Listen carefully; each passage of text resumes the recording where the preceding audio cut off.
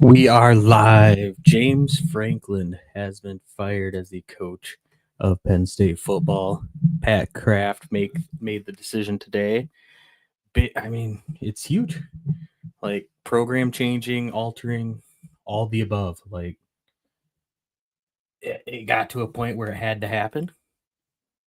After going 3-3, losing to arguably the two worst teams in the Big Ten, you can't go to UCLA, lose to UCLA, and then follow that up at home against Northwestern. So, but yeah, it is official. James Franklin is no longer at Penn State. Interim coach will be cornerbacks coach Terry Smith, which Terry's been here forever. It's kind of the only guy you could really go with at this point, I think. You couldn't go to Jim Knowles or Colton Nickey. You had to go Terry Smith just because he's been here so long and he's a Penn State guy to get us through the end of the season.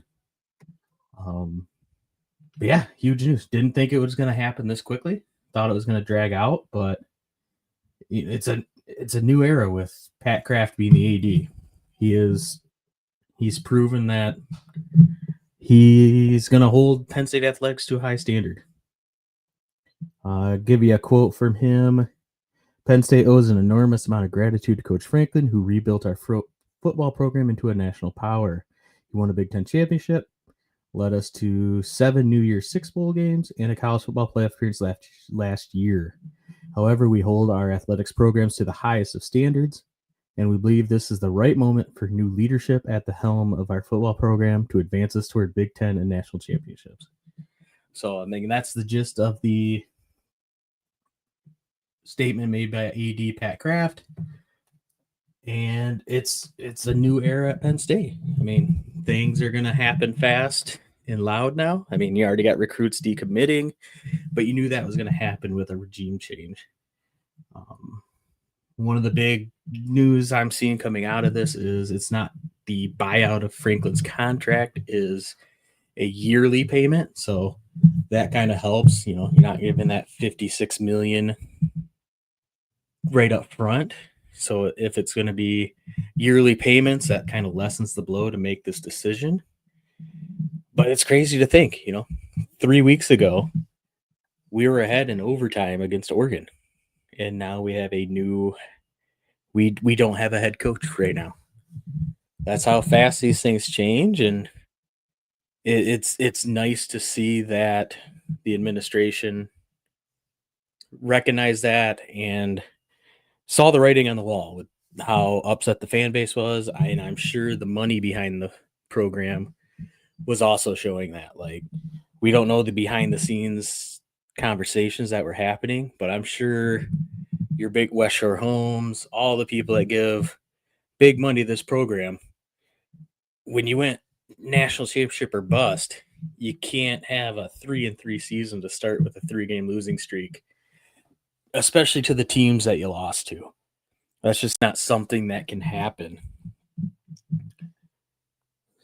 So, I mean, we were making all kinds of history in the wrong ways. We were the first ranked team to lose to an 0-4 team. And then he was the first coach in FBS history since spread started to lose back-to-back games as 3-touchdown favorites.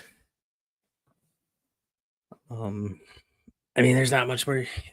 And he just looked disinterested. Like, there was no real fire. And you have to think, like, the last couple of weeks, he just looked checked out, which this was the natty or bust season. This was the year everybody was all in on. Everybody was locked in on. You brought everybody back. You went out and got the number one defensive coordinator in the country. Like, you went all in and you laid an egg. It's just not something that you can do in today's college football world. Yeah, anybody watching, if you want to, say anything in the chat's open for a Q&A. If you have any thoughts on the situation, or you have any questions, or heck, even who do you guys think's on the hot board right now? With everything happening so fast, I know Kurt Signetti's going to be on that list. Probably Will Stein from Oregon's going to be on that list. They almost have to go offensively because that's been the problem the last few years. Is you almost have to go somebody that's going to fix the offense and hope the defense stays. I mean, does Jim Knowles stick around with his contract? Like, that's going to be a big thing too because he's got a big contract. He's the biggest, most expensive coordinator contract out there. Going to welcome on Jackson Johnson here. Give us some thoughts on James Franklin because, I mean, this is a national story. How you doing today, good buddy? I'm doing better now. I mean, like, honestly, I figured it was gonna happen after like a negotiated buyout where it goes down. I just didn't think they'd be willing to pay that quick. 49 million. I mean, the Jimbo Fisher firing and the James Franklin firing should show us that no buyout will keep you safe. Yeah. And what I've been reading that they've negotiated that it's yearly payout, so it's not just like one giant one like Jimbo's. Well, one thing's sure, James Frank's gonna be swimming like Scrooge McDuck in a pile of dollar bills. It's the best job to have in America. Fired major football coach. Oh man, it's like I think I took the wrong gig. No, I'm just kidding. But yeah, I mean, it's something that, especially since the UCLA loss was kind of the straw that broke the camel's back.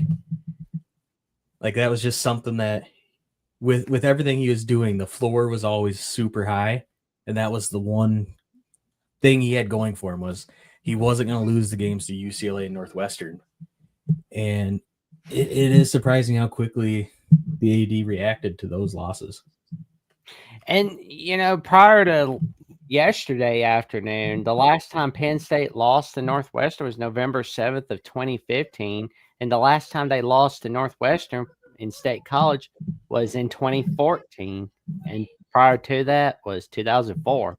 So that's 3 times that Penn State has lost to Northwestern in State College. Yeah, those just aren't losses you can have. And at a program like Penn State, like I was talking before you joined, like this was the all-in year. This was all in from the administration, from the coaching staff, from the returning players to the donors. Everything was all in on this season and laid an egg. Yeah, because I mean, it was like everybody kept talking about Penn State in the preseason, and a lot of people always say there shouldn't be preseason polls. I disagree with that notion.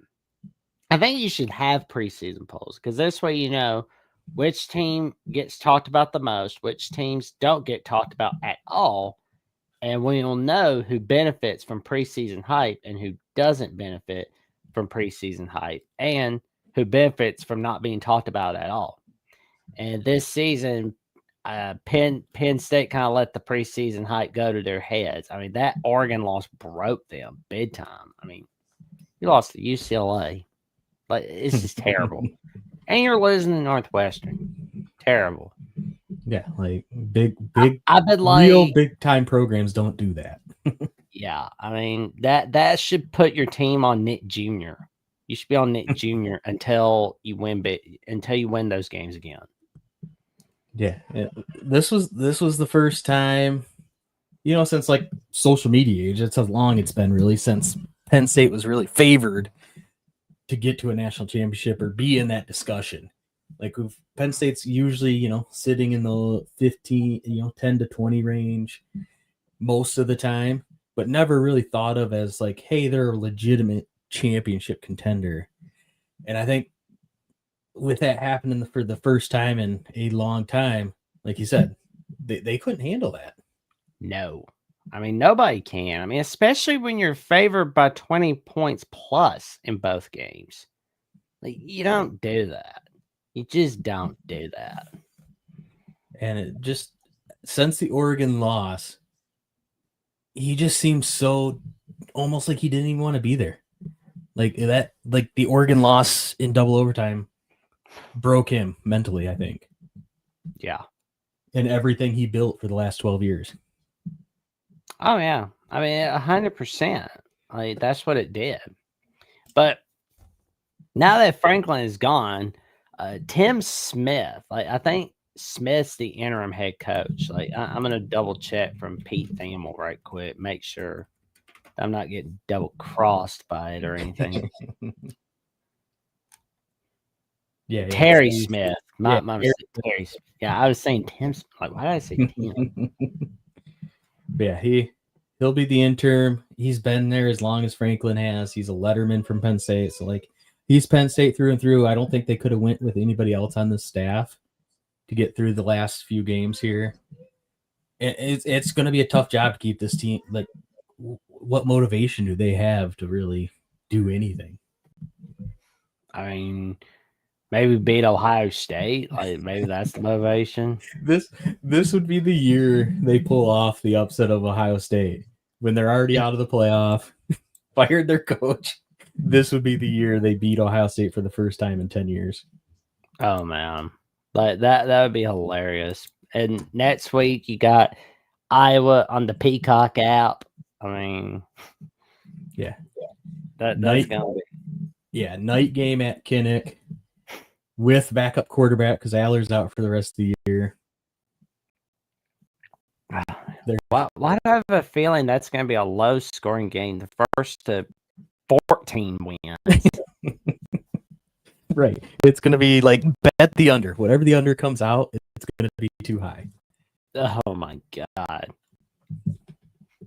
Unless like Penn State just checks out. If they check out, like, which they could. Man, well, and I don't think Terry Smith's the long-term option. Obviously, as Nets head coach, he's just interim for this year. Unless they go on a powerful winning streak, go and beating the rest away. As cool as that would be, I just don't see it happen. I don't know if we win a game the rest of the year. The only two games where we've looked better than anybody that's on this is Rutgers and Michigan State. That's all we got left where we look like we've been the better team this year. I don't think anybody's ever said you want to get a beer and watch Penn State, Michigan State. I mean, nobody said that since 1993. I mean, it's like, I know Penn State Nation kind of balks at me saying this, but it's like, y'all gotta bring back Pitt on an annual basis. Put down rivalry week. Yeah. I mean, at least the Penn State Michigan State has like the worst trophy associated with it ever, the Land Grant Trophy. I don't know if you've seen this thing. Oh yeah, but at least that it's got that going for it. A 100-pound trophy that looks like a kindergartner put it together. Oh Lord! But now we look at the coaching candidates. I don't think is Andy Kotel Nicky like, or is that a no? No, he's completely fallen out of favor. I thought he did. The offense just fell off, you know. The offense didn't show up in big games under him and just completely fell off the planet this year. I from what I'm seeing so far early is fans want Cignetti. I don't know how possible that is. Cignetti is 64 years old. I don't think that's happening. I don't know if I know for long term, if you're just going for short term, maybe, but why would he leave Indiana at this point? He's gotten everything he's ever asked for from them. I mean, bro's creating a winner at Indiana. I mean, it's like I don't think I'd want to leave Indiana for Penn State or leave Indiana for Michigan.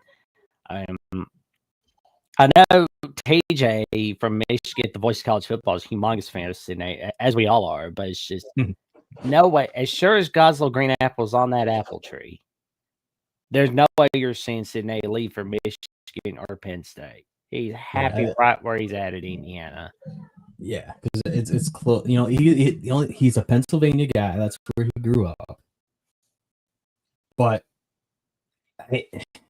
with what he's built there in such a short time, I don't see him leaving that. Like, then he's starting over again. Like you said, he's on the older side. Mm-hmm. The other one I'm intrigued by is offensive coordinator for Oregon, Will Stein. Ooh, That's been a name thrown out there. that's a good one. Because he makes it look easy for his quarterbacks, and at this point, that's what Penn State's just like fiending over is. Can we do something that makes it easy for our quarterbacks to play football? Maybe Matt Campbell at Iowa State or Matt Rule at Nebraska. I mean, I know that Matt Rule would be a possibility for going back to the NFL, but everybody knows about him going to school at Penn State, how that's his alma mater. So it's a huge possibility. You could see Matt Rule come back to State College. I think he's high on the list, but where the fans are going to fight you is he's James Franklin light. Like his record against top 20 teams is just as awful. Yeah, I think that's where he's a great coach, but it's like at this point the fan base is just looking for something proven. I think, which is going to be hard to find. that's true. I mean, you're gonna have a tough time, but nothing worth having is easy. So it's like, on the bright side, the mid-season firings, you can have a plan A, B, or C, and not everybody's like Georgia, where you can fire Mark Rick and go get Kirby Smart. Right, like that's kind of like the dream scenario. And the nightmare scenario is what happened at Nebraska, where you just kind of fade to oblivion for 10 years after having a guy that got you 9 wins every year. Mm-hmm. Like that's the you don't know which way it's going to go. I mean, I'll tell you what this feels like to me. This feels like Andy Reid at the tail end of the Eagles tenure. This feels eerily similar to that because, like, 2011 and 2012 were, you got the dream team. You got the dream team. 2011, 4-8 going in December. They went out, not quite get into the playoffs. 2012, this time for sure, the Eagles are going to get in it. 4-12. Andy Reid gets fired. Everybody's wanting a piece of him. Yeah, and with that, I liked James Franklin the person. Yeah, like good enough person. What would be funny is like if he ends up going to UCLA. It's kind of the perfect place for him. at this point, yeah. I mean, it's like people would watch UCLA. Like you'd actually have fans. You would have the girl like putting her towel over her head, looking like she's gonna cry at Alabama, Missouri at UCLA. You would have her at that game for UCLA, Ohio State, or whatever. Like that's what would happen. Yeah, like like I said, he'd be perfect because it's low expectations. And he is a good program builder. I mean, he did. Bill O'Brien got us through the 2 toughest years of sanctions, and then Franklin built it up. Like Franklin's first 2 years still had the reduced scholarships and all that. So I mean, he is a good program builder. He's just not the right guy to get you over the hump, I don't think. But if he went to a place, he needs to go to a place with low expectations and just build there, like Vanderbilt used to be. Like it's the perfect place with a program that's just going to be happy 8 to 10 wins. Mm-hmm. And, Penn State is looking for a guy that can get them to the top 4 in the Big Ten or basically win the Big Ten or basically get some wins in the playoffs. At this point, we're just looking for somebody to beat Ohio State or Michigan or Oregon. Like, just beat a top 10 team. We haven't done it since 2016, where it was like a real SMU was 10 last year, so that one like sneaks in as like a top 10 win. Yeah, but it's SMU. It's not Ohio State. It's not Michigan. It's not Oregon. Oh yeah, like that's what we're looking for because it's been so long since we've actually beat like a legitimate, really good team. Honestly, I wonder like if James Franklin still gets his buyout money when he does take another job. or if he just wants to sit and chill at ESPN or CBS Fox or NBC, or maybe at the Voice of College Football. Right. But yeah, I don't know if like it offsets if he signs somewhere, if it offsets the buyout or not. But he'd be good at an analyst job too. Like, he'd be good at that. Like he is one of the guys. As long as he goes away from the Big Ten, which I don't see it. I mean, UCLA's Big Ten. I still like root for the guy as long as it's not against us. Yeah. Just because he has been here for 12 years and he did do some good stuff. Like he did get us through some of the dark times. Like I will root for him, just not anything to do with us. I wonder if he would go to Oklahoma State, honestly. That'd be a good one. Right. Or does Jim Knowles leave and go to Oklahoma State? Oh, that's a good one. Because that's his alma mater. So that it could get crazy over in Happy Valley. It's gonna be crazy regardless. Oh, great. I mean, I'm saying like Manny Diaz is a candidate, but he didn't do so at Miami, but he seems to be doing all right at Duke. But I mean, the wins aren't all that impressive at Duke. I mean, yeah, you beat Florida State last season for first time ever, but still, though, that was a pitiful Florida State team. It's not like a 10-win Florida State team. Yeah, like I think Manny Diaz, he's at his best when he's the defensive coordinator, not when he's a head coach. I don't know if he's the guy you want at Penn State when you're looking for. You need the guy that's going to be the head coach. Because I mean, the 2 years we got him were great. Like that defense was everything you could ask for and more. But I think that's where his ceiling is at defensive coordinator, not head coach. Oh, no doubt about it, man. And also, and I've been looking at all these lists. Alex Golesh is considered a candidate from. I mean, he's a good one. I mean, he's getting the big wins there. Yeah, I mean, he just knocked off Florida at the Swamp. I mean, that's the type of environment and team that James Franklin doesn't beat. Yep. Another name I'm seeing fly around that's older is Urban. Old Urban Meyer. Oh. I don't think he's going to wind up like John Gruden. He's happy right where he's at big noon kickoff. Because I don't know if you ever heard the stories, but like before they hired Bill O'Brien, like Urban Meyer was this close to going to Penn State. Oh yeah. But he didn't like how the administration handled the Joe Paterno stuff. So. Oh wow. That was the kicker for Urban not being the head coach at Penn State. Well, and they were having postseason bans and all that. So it's kind of like, yeah, that wasn't going to work for Urban. I mean, they had the 1 year postseason, but the first year he was at Ohio State, they were under postseason ban, but it was only for 1 year where we had the 2 year. Yeah, because I remember it was originally like a 4-year postseason ban from 2012 to 2015, but then like 2014, it was like, okay, you guys have been good. You can go. Right. Like, yeah, like I'm seeing like pretty much we were sitting at number 2 in the 2027 recruiting rankings. Now we don't even have. Now we're not even ranked because we have no 2027 recruits. They've all decommitted since the news. Oh yeah, I mean, there's like I'm getting. Yeah, so all of our 2027 recruits, I think there's like 4 of them. All of them have decommitted. It's funny where I'm hearing make Urban Meyer say no. It's like, yeah. It's, oh, he'd win at Penn State, no doubt. But he's going to have to sign like another contract, like make sure with his wife, be like, I promise to be at this, I promise at that. Like, I feel like that was just a PR stunt, honestly.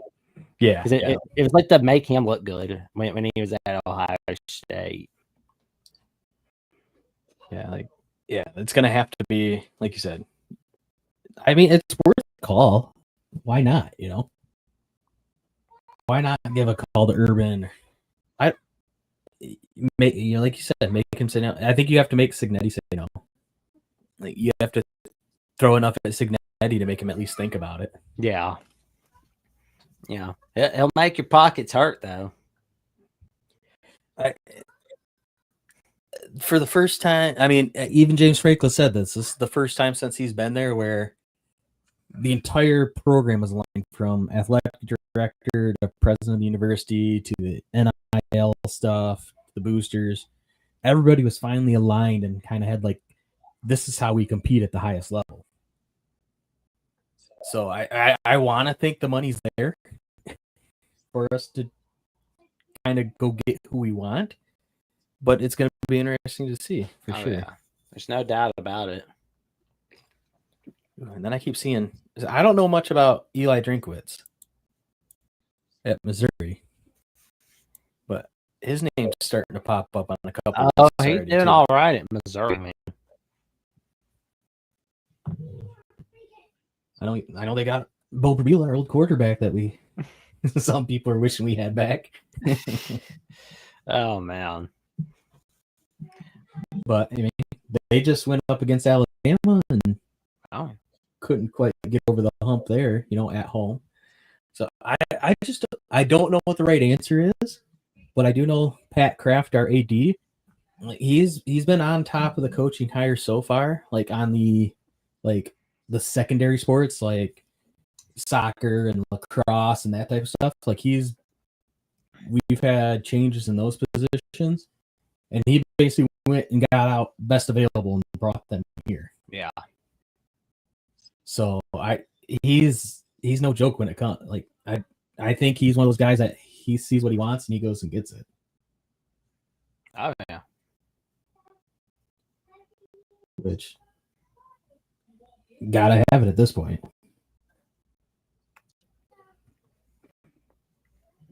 There we go. Yeah, just looking back, I mean, I was saying before you got on here, 2.5 weeks ago, we were up in overtime on Oregon. Like we touchdown lead. Yeah, we were up on Oregon, and play goes a different way. We were number 1 in the country after that game. Good grief. And everybody watching on Andy Adair's X account, 68 people watching. He appreciates you guys tuning in, and y'all tune in to Penn State at the Voice of College Football, where he and Nick create the magic on Penn State at the Voice of College Football, all right here. Yeah, we go every Tuesday and Friday at 9:30. Kind of give you the nightcap because Nick's on the West Coast. Oh yeah. So we're kind of like your late night snack, basically, for Penn State football. There you go. There you go. That's how we like to brand ourselves. There you go. Beautifully done. I see. I also see Michigan fans aren't too happy with their coach either right now. Oh no, they are unhappy with James Franklin. Not James Franklin, Sharon Moore. Yeah. They're all getting to be alike at this point. Mm-hmm. Can't win the big one. Oh, Michigan bring the big one against Ohio State. That's what's saving them. Yeah. He keeps beating Ryan Day. I mean, that'll help you every time. Yeah, I mean, there's not many guys out there that you can count on to win the big game. I mean, Kirby has his problems with Alabama. Oh yeah. So I mean, there's no more Nick Saban out there, No, there's no perfect coach. So it's not happening. I have seen a couple of people posting the Nick Saban in the Nittany Lion onesie or hoodie sweatshirt from game day a couple years ago. Saying to make Saban say no. I'm like, Saban's, I think, pretty happy where he's at. I agree. I mean, he's happy. He's happy doing College game day.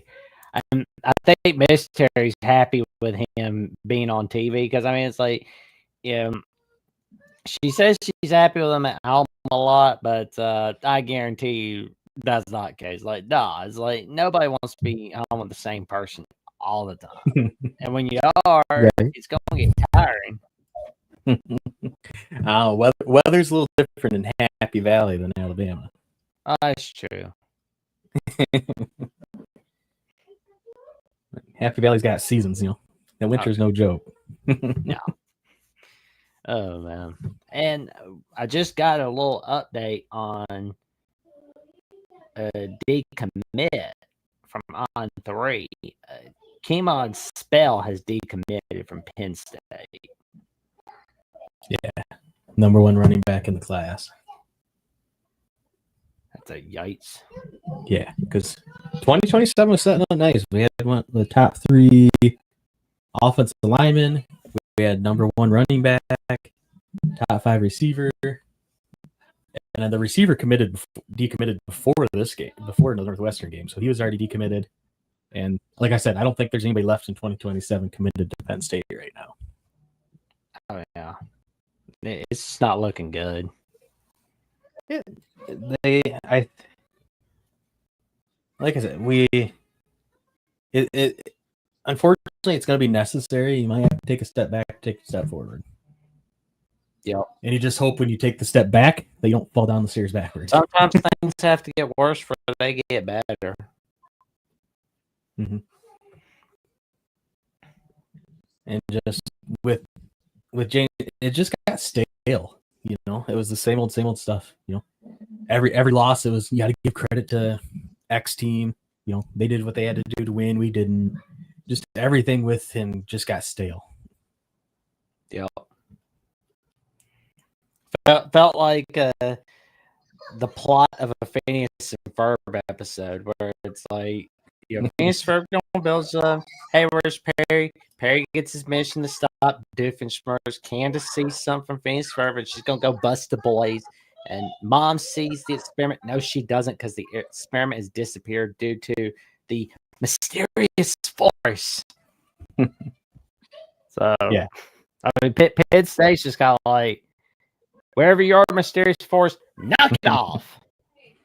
Yeah, like every big game, we came in knowing like, hey, we're probably not going to win this one. Yeah. No matter what the circumstances was, you know, it was, if we're going against Ohio State, we haven't beat them since a fluke blocked field goal in 2016. Like, that was the last win against Ohio State. That was just when TikTok was founded in 2016. we haven't beat Ohio State since TikTok. Yeah, it's bad. And then Michigan wasn't much better. Once Michigan hired Harbaugh, like, it didn't get much better from there. We were beating them pre-Harbaugh. But, I mean, the last Michigan game, they ran it 23 straight times to end the game. Man. Could not stop it. Like, you knew what they were going to do. Couldn't stop it. Like, Ruth Bader Ginsburg was still in the Supreme Court the last time Ohio State got beat by Penn State. And Michigan got beat by Penn State. Yeah. That is a good grief right there. Yeah, it is. It's been rough just knowing, like, hey, your 2 biggest games of the year, you're going to have all this hope going into them, but it'll be completely squashed when the game's over. I mean, it's just... Oh, my mistake. Ruth Bader Ginsburg passed away the last time Penn State beat Michigan. That bad. That was like a few months after. Yikes. My historical error. But you know, you're looking at the landscape. I mean, Penn State, it might be the top job available this offseason. Depends on what happens, but I think right now it's the top position available. Yeah. I mean, you're looking, Florida could make a change with Napier, and Auburn could still make a change. Auburn got screwed over by the refs last night against Georgia. Like, my God. I seen that, some tweets. Oh, yeah. I hope Georgia gets their butts handed to them in the next few weeks. They have Ole Miss coming up next? Oh, I hope Ole Miss beats them. That'd be cool. Go Rebels. Yeah, make Kirk Herbstreit's dog get excited. Right. I've got a Yeah, question. make him bark. We Make got him bark when Ole Miss scoring a touchdown. right. We got a question from Twitter on Austin Williams. What's James Franklin's legacy going to be at Penn State? I think his legacy was he was the right guy at the right time, but that time's over. Like he was the right guy to get us out of the sanctions, rebuild the program, rebuild the culture. But that only got him so far. Like it didn't get him over the hump here, and Penn State's kind of ready to get over the hump. Yeah. So I think looking back, like give it a year or two, and James Franklin will be looked at favorably again by the Penn State fan base. I don't think this is going to be like a hated like person by the Penn State fan base. It's just he couldn't get the job done, but he was the perfect guy at the perfect time in 2014. Yeah. I mean, So thanks for the question, Austin. But yeah, that's what I think his legacy is going to be here. Is he was the right guy at the right time, but that time's over. Yep. No doubt about it. Because it's like when there's a lot of stability usually with the head coaching eras for Penn State. Because I mean, you got like Rip Engel, you had Joe Paterno, then you had Bill O'Brien for a couple years. You got James Franklin. So it's like that's something you can really pitch to the next head coach is stability. Yeah, like I don't think there's not a rash decision to be made. Like the university's going to back you up until they can't anymore. And I think the climate, like the last two games, at the hockey game last week, students were chanting "Fire Franklin." Oh, like you got to have the fan base behind you because that's where some of the NIL money's coming from is the fan base anymore. So you got to keep the money rolling in at this point because a lot of college football, it's based on the money nowadays. yeah. So if donors start, hey, we can't be having this. Well, you can't be having that. There we go. Yeah, it's definitely changing of the guard. That just like I said, that UCLA loss broke everything in this fan base. Humongously. There wasn't one position on the field where Penn State didn't have a more talented guy. And you never led that game. No. The offense coordinator for UCLA didn't even know how to work the headset. And put the highest paid defensive coordinator in a blender. Good grief. Yeah, so yeah, it's like I said, I think the Penn State fan base, everybody's kind of rejoicing right now. Like we realized the season was over as soon as the UCLA game was played, and this is it. It sucks that it had to end with James Franklin this way, but I don't know what other way it would have ended. Oh yeah. Like there's not many happy endings in college football. No.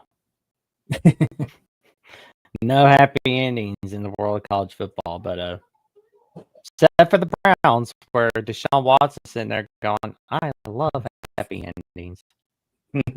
Right. Arizona State. I think he's happy right where he's at the moment, but he can win the big ones. Yeah, like that would be a complete. I guess it depends on how much they want to change the culture around there.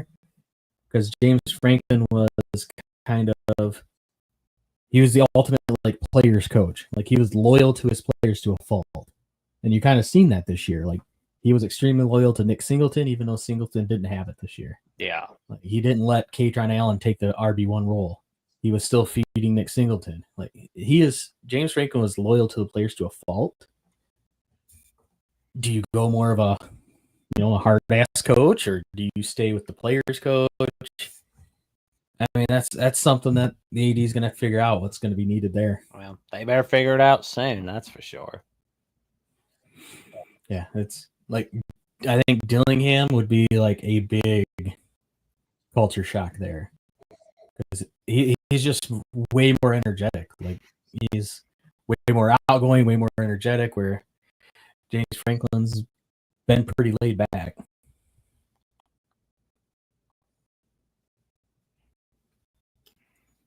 No joke. I see Brian Hartline from Ohio State coming up. I don't think you can go first time head coach on this. Like he's never been a head coach anywhere. I don't think you can make that call right now for Penn State going with somebody that's never been a head coach before. No, he's happy right where he's at.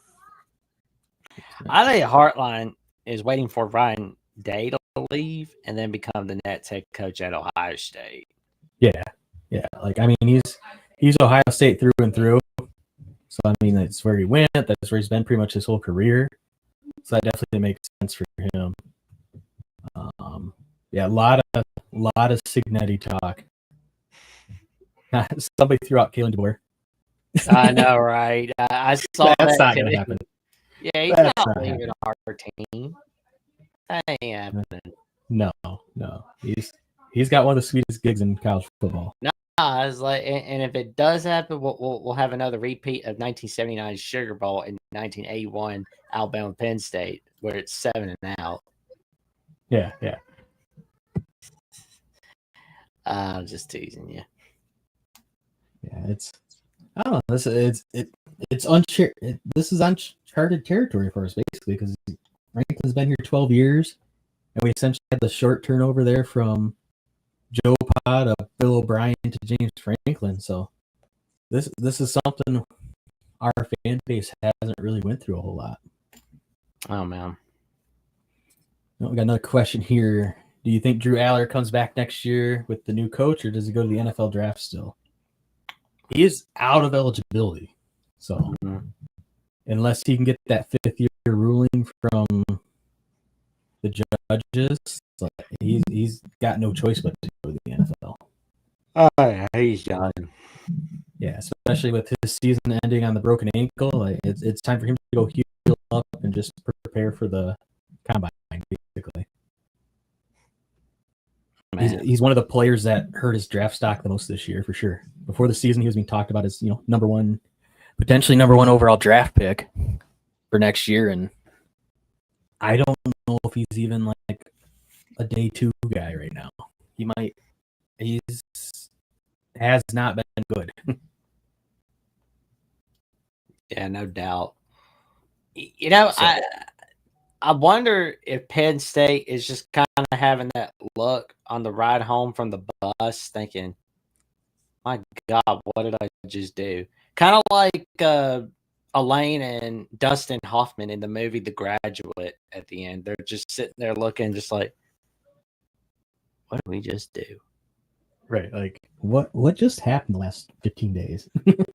Yeah. We went from thinking we could win a national title to the coach that's been here 12 years is fired mid-season. Yeah.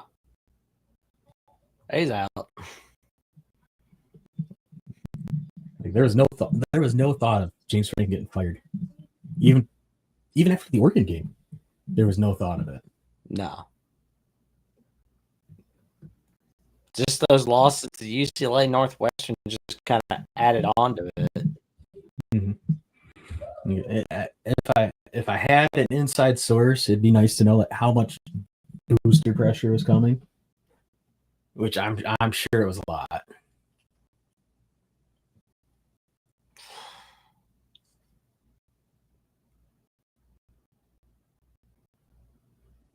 Trying to see if Pete Thamel has anything else here.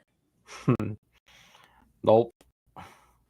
Yeah. The $49 million owed to Penn State. James Franklin's the second biggest buyout behind Jimbo Fisher. Of course.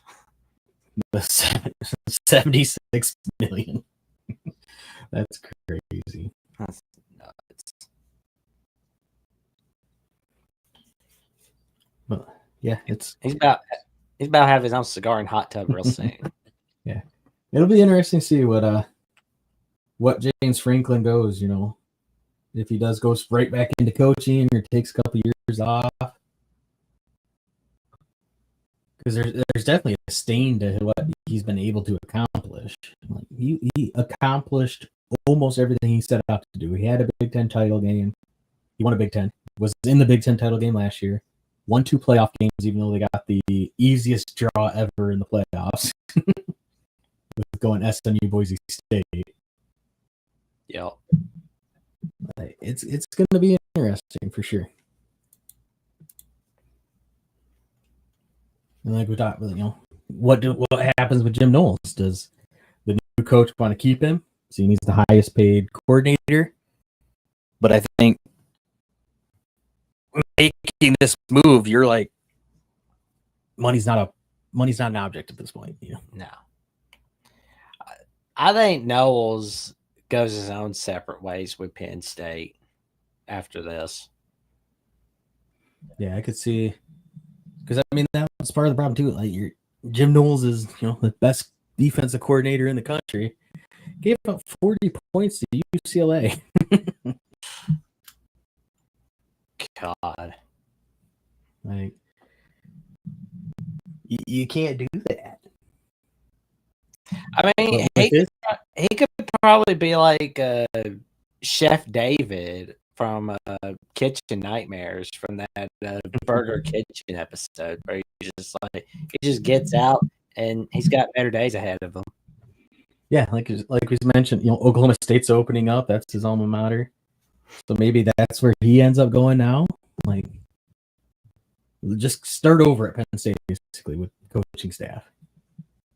Oh, yeah. We were already talking about, if Franklin stayed on, like, we're going to have to replace the wide receiver coach because the wide receivers have been a problem since, like, 2018. We've tried 3 different coaches there and can't get a wide receiver to be anything of value.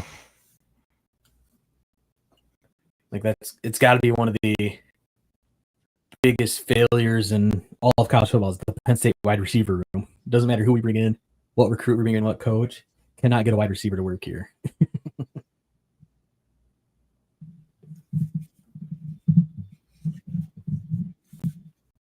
Oh, man. Let's see. Do you think James Franklin is a top 10 coach for his time? So he's been here since 2014. So basically, over the last 10 years, was James Franklin a top 10 coach? Over the last 10 years? He's probably on the fringes of that. Do you want to try the Vanderbilt way again with Clark Lee or no? Just run it back. Yeah, you want to run it back. Run it back the last time we had an opening. I mean, Clark Lee, he's a defensive guy.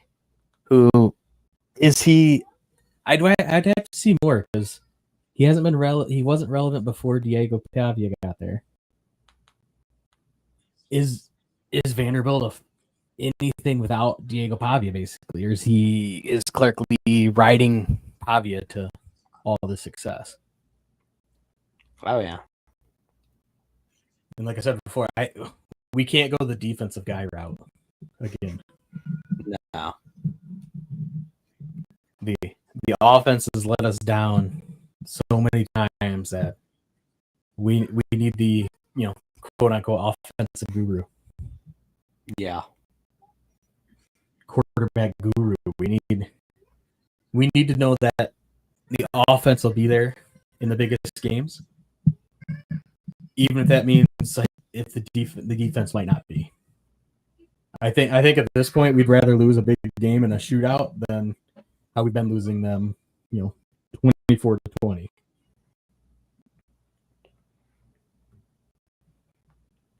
There we go.